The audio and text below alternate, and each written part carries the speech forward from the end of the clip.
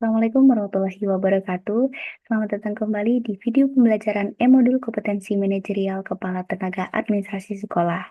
Pada sesi kali ini, kita akan memasuki materi yang ketiga, yaitu terkait pengambilan keputusan dan resolusi konflik. Tujuan pembelajaran kali ini yaitu untuk mengembangkan kemampuan kepala tenaga administrasi sekolah dalam mengambil keputusan manajerial dan menyelesaikan konflik di lingkungan kerja masing-masing. Memasuki inti materi yang pertama, yaitu terkait pengambilan keputusan. Frederick W. Taylor pada tahun 1998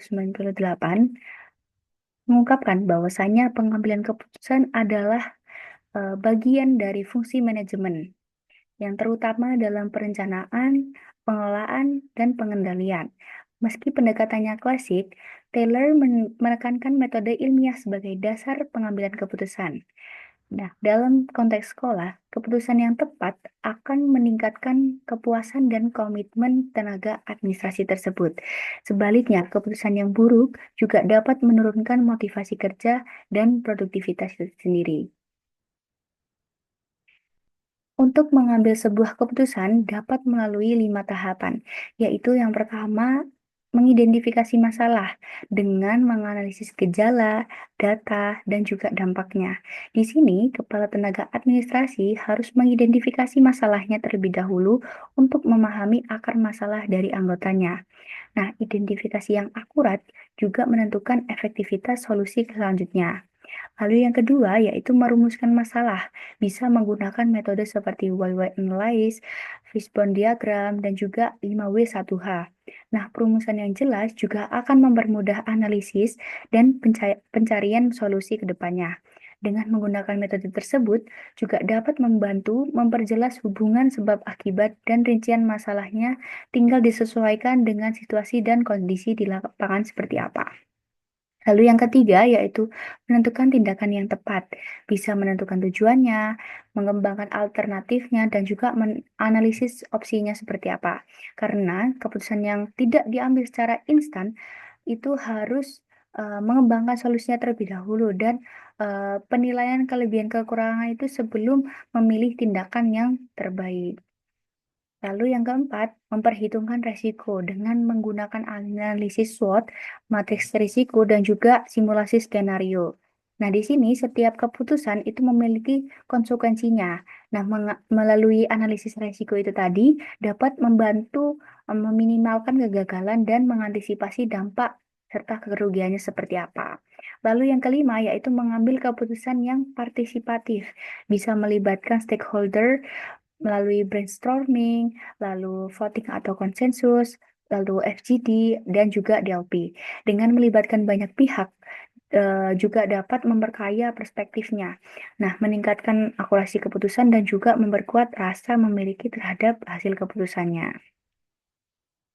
Setelah mempelajari terkait pengambilan keputusan, selanjutnya yaitu mempelajari terkait manajemen konflik. Nah, di sini menurut Fatimatul dan Aminah pada tahun 2024, konflik adalah bagian yang tak terhindarkan dalam lingkungan pendidikan, yang melibatkan interaksi antara kepala sekolah, guru, dan siswa hingga peran pemimpin sangat penting dalam manajemen konflik di sekolah.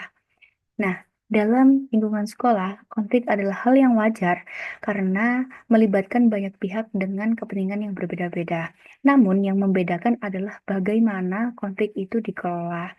Jika diabaikan, konflik itu bisa merusak iklim kerja dan menurunkan produktivitas.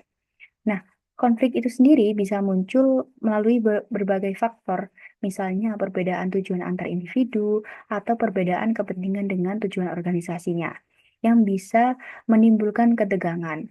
Nah, lalu juga eh, komunikasi yang tidak jelas, itu juga bisa menyebabkan kesalahpahaman. Selain itu, karena sekolah adalah tempat yang sangat beragam, maka berbeda latar belakang, budaya, dan nilai juga hal yang pasti, yang dimana jika tidak dikelola dengan baik, bisa menimbulkan benturan. Dan yang terakhir, yaitu kepemimpinan yang terlalu kaku atau terlalu dominan, itu juga bisa menimbulkan ketidaknyamanan dalam timnya.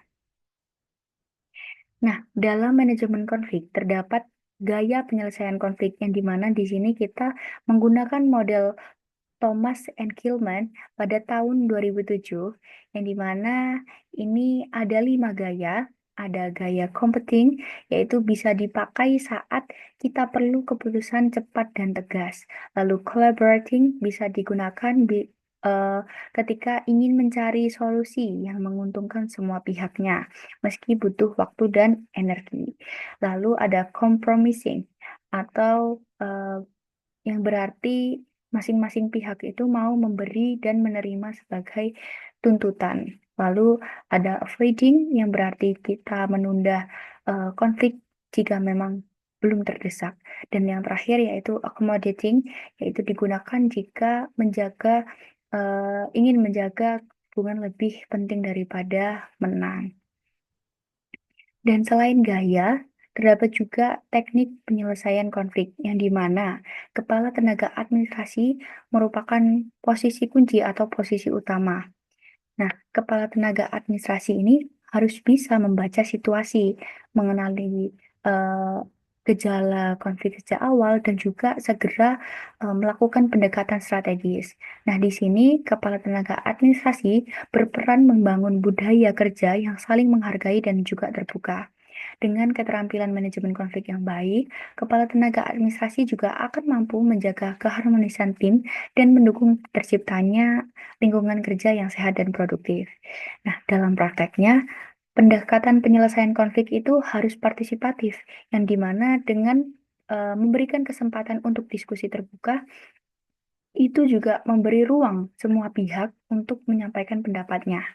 Selain itu juga bisa melalui pendekatan individu yang bisa efektif untuk mengungkapkan atau menangkap pandangan yang mungkin tidak terungkap di dalam forum itu tadi. Nah, lalu juga bisa menggunakan survei atau angket. Nah, di sini terutama jika ada pihak yang ingin menyampaikan bahwasannya pandangan itu secara anonim. Nah, tujuan utamanya adalah menemukan solusi yang bisa diterima bersama dan tidak hanya adil, tetapi juga membangun hubungan yang lebih baik. Nah, dalam penyelesaian konflik tentunya dibutuhkan solusi penyelesaian. Namun, juga harus ada faktor yang dipertimbangkan, karena tidak semua solusi itu bisa langsung diterapkan begitu saja. Harus ada pertimbangan yang matang terlebih dahulu. Apakah solusi ini akan berdampak positif terhadap organisasi ke depannya?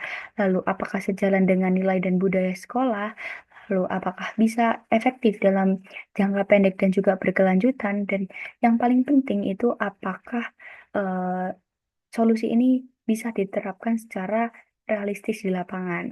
Karena semua ini bisa dinilai dan perlu dinilai terlebih dahulu sebelum keputusan itu diambil. Nah, kesimpulan materi yang ketiga ini yaitu untuk kepala sekolah ini dituntut mengambil keputusan manajerial secara tepat dan partisipatif dengan metode analisis. Nah, dalam menghadapi konflik, gaya manajemen juga yang sesuai dan teknis penyelesaian berbasis kolaborasi sangat diperlukan untuk menciptakan solusi yang terbaik menurut situasi dan kondisi di lapangan. Demikian penjelasan materi untuk bab ketiga kali ini. Semoga penjabaran tadi dapat menambah pemahaman dan mendukung peningkatan kompetensi kita bersama. Sampai jumpa di video selanjutnya. Wassalamualaikum warahmatullahi wabarakatuh.